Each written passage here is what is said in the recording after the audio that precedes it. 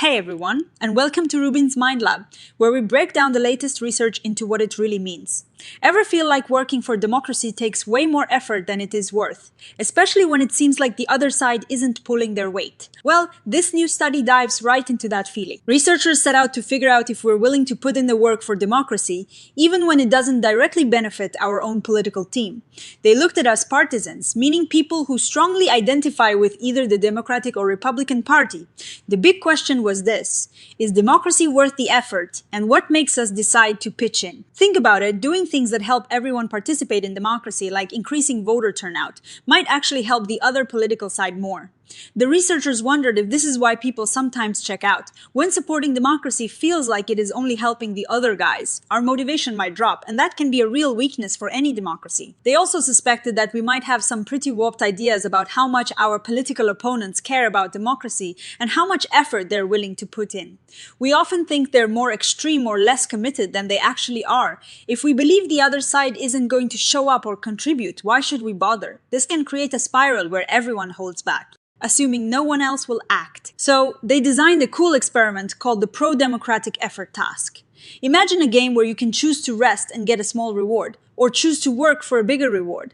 The catch is the amount of work you have to do changes. This task let them measure how much effort people were willing to put in, and crucially, they framed it so the rewards from this effort would go to democratic engagement programs. This setup allowed them to see if people were more motivated to work when the benefits went to urban areas, which usually lean Democratic, rural areas, which usually lean Republican, or if they were equally willing to help all areas. In the first study, they tested things out with nearly 300 people, and what they found was pretty clear. People were definitely more willing to put in effort when the democratic engagement programs were aimed at their own political side, an area that historically supported their party. They were less motivated when the benefits went to the outgroup areas, the ones supporting the other party. But, and this is important, they were still willing to work a good chunk of the time, even for the outgroup. It wasn't that they refused to help, they were just less enthusiastic. They also used some fancy computer modeling to measure something called effort discounting. Basically, it is how much the effort required for a task reduces your willingness to do it. They found that people discounted effort more steeply when the benefits went to the other party. This suggests it is not just about laziness, but about how the benefits are distributed. This led to the second part of the study.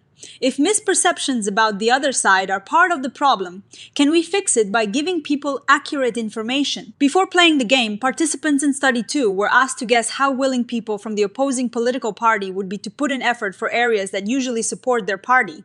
And guess what? A huge majority, about 87%, seriously underestimated how much effort the other side was willing to make. They thought they were way less engaged than they actually were.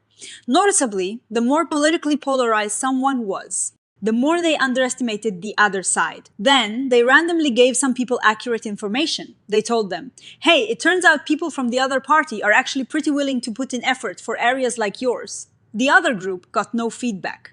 The results were fascinating. When people learned that the other side was willing to contribute, their own willingness to put in effort for outgroup areas increased. Critically, this didn't make them less willing to help their own side. This suggests that a big reason we might not support democracy as broadly as we could is because we have this inaccurate picture of our political opponents. We assume they're not contributing, so we hold back, but when that assumption is challenged with facts, our own willingness to engage with and support the broader democratic project can actually grow. So, what does this all mean? It means that our motivation to support democracy isn't just about a fixed belief in its value, but also about our beliefs about others' commitment to it.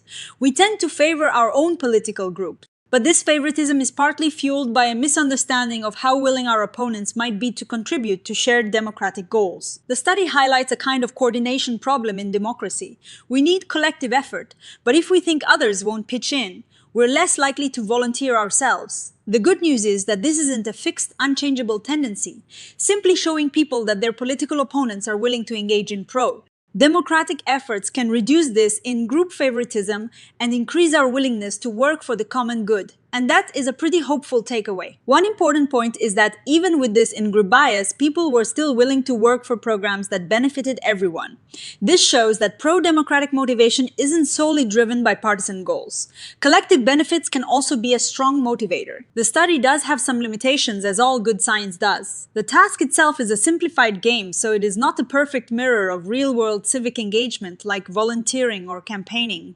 Also, the research focused on the US, which has a particularly strong two-party system and rural-urban divide. Whether these findings translate directly to other countries or different types of political divisions is an open question. But overall, this research gives us a really interesting insight. It suggests that a significant part of the challenge in keeping democracy strong might be our own misperceptions about others. If we can make the willingness of different groups to contribute more visible, we might foster more cooperation and strengthen the collective effort that all democracies rely on. It's a reminder that seeing the other side as willing can, in fact, make us more willing too.